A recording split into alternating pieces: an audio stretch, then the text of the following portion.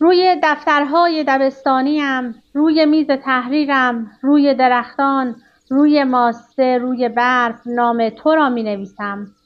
روی همه برگهای خوانده شده، روی همه برگهای سفید، روی سنگ، خون، کاغذ یا خاکستر نام تو را می نویسم. روی تصویرهای طلایی، روی سلاح جنگاوران، روی تاج پادشاهان نام تو را می نویسم.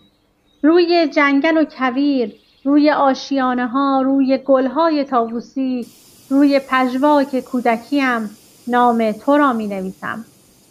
روی شگفتی‌های شبها، روی نان سپید روزها، بر موسم دلدادگی نام تو را می نویسم. روی کهنه پاره‌های آسمان لاجوردینم، روی آفتاب زنگارین مرداب، روی ماه زنده دریاچه نام تو را می نویسم. روی کشتزاران، روی افق، بر بالهای پرندگان، بر آسیاب سایه ها نام تو را می نویسم. بر هر دم سحرگاهی، روی دریا، روی قایقها، بر کوهسار سرکش نام تو را می نویسم.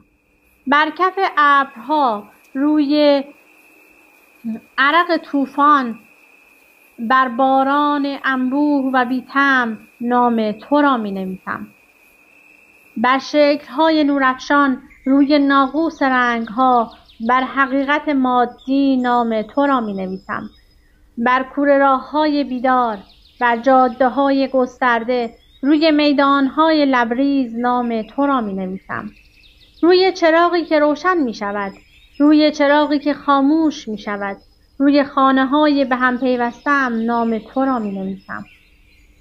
روی میوه دونیم شده آینه و اتاقم، روی بسترم صدفی خالی نام تو را می نویسم. روی سگ شکمباره و مهربانم، روی گوش‌های برافراشته‌اش، بر پاهای نااستوارش نام تو را می نویسم. بر درگه درم، بر اشیای آشنا، روی موج آتش مقدس نام تو را می نویسم. بر هر تن عطاگشته، بر پیشانی یارانم، بر هر دستی که دراز می شود نام تو را می نویسم.